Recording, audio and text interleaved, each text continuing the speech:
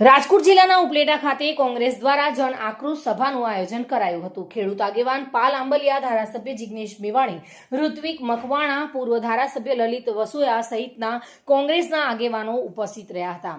સ્થાનિક સ્વરાજની ચૂંટણીને લઈને કોંગ્રેસ દ્વારા જનસભાઓનો ધમધમાટ શરૂ કરવામાં આવ્યો છે। જો કે આ સભામાં જિગ્નેશ મેવાણી અને લલિત વસોયાએ સરકાર પર આકરા પ્રહારો કર્યા હતા। ના ના તો પછી લઈ લો ચાલુ કરો।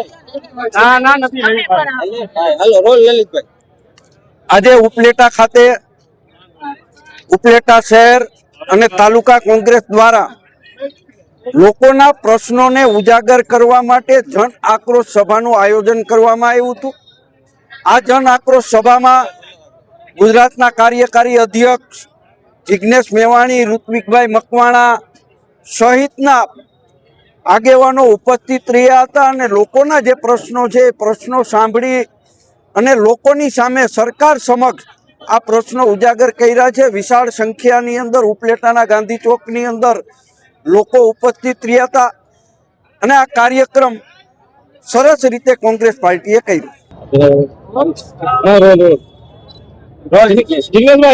કાર્યક્રમ વિશે આજે માનનીય લલિતભાઈ વસોયાના ઉપસ્થિતિમાં રાજકોટ જિલ્લા કોંગ્રેસ દ્વારા ઉપલેટાની બજારમાં એક અદ્ભુત કાર્યક્રમનું આયોજન થયું।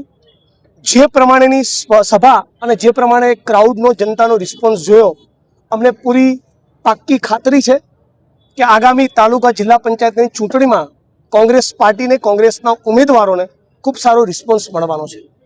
અત્યારે આપણા દેશમાં અને ગુજરાતમાં કોઈ ગમે તેટલી ના પાડે પણ પેટ્રોલ, ડીઝલ અને એલપીજીના સિલિન્ડરની તંગી કંઈક તો છે જ। રાજ્યની સરકાર અને કેન્દ્રની સરકારે આ પ્રમાણે જે પ્રમાણિકતાપૂર્વક ચોખવટ કરી ગુજરાત અને દેશની જનતાને જે હૈયાધારણ આપવી જોઈએ એ આપવામાં સરકાર નિષ્ફળ ગઈ હોવાના કારણે કાળાબજારી, સંગ્રહખોરી થઈ રહી છે અને કઈ કિલોમીટર સુધી લાંબી લાઈનો આપણે અગાઉના દિવસોમાં પેટ્રોલના મુદ્દે જોઈ। આખા ગુજરાતની અંદર દારૂ અને ડ્રગ્સ એની જાણે ચરમ સીમા ઉપર પહોંચી ગયા છે। ગૃહમંત્રી કોઈ પણ ચમરબંધીને નહીં છોડીએ, વરઘોડો કાઢીશું એવી બધી વાત કરે છે, પણ આપણા ગુજરાતમાં 25 લાખથી વધારે લોકો એ ડ્રગ્સનું સેવન કરતા થઈ ગયા। તો સવાલ એ છે કે કોણ છે એ જે ગુજરાતના યુવાનો, ગુજરાતની વર્તમાન પેઢીની ધમની અને શિરામાં ડ્રગ્સ ઘુસેડી રહ્યું છે? ગુજરાતના રાજકોટના ક્રાઇમ બ્રાન્ચના આઈપીએસ જગદીશ પાંગરવાની સામે કોળી પટેલ સમાજના એક યુવાન, એક પત્રકારે એવું એલિગેશન કરવું પડે કે એમના ગુદા માર્ગમાં પિચકારી દ્વારા પેટ્રોલ ઘુસેડવામાં આવ્યું, એ કેટલી હદની વિકૃતિ કહેવાય। આ બાબતે મેં ફોન કરીને ગુજરાતના હોમ મિનિસ્ટરને જાણ કરી, રૂબરૂ રાજ્યના મુખ્યમંત્રીને જાણ કરી, અને એ છતાં જો રાજ્યની સરકાર આ મુદ્દે એક્શન લેવા માંગતી ન હોય તો ક્યાંક ને ક્યાંક એનો મતલબ એ થાય છે કે રાજ્યની સરકાર એવું ઈચ્છે છે કે રાજ્યના નાગરિકોને ફટકારો, એમના માનવ અધિકારનું ભંગ કરો, આવી વિકૃતિનું પ્રદર્શન કરો। સરકારને ફરક નથી પડતો, તો આની સામે હજારો લોકોની મેદની અમે લોકો 14 એપ્રિલ ડૉક્ટર બાબા સાહેબ આંબેડકરની જયંતિના દિવસે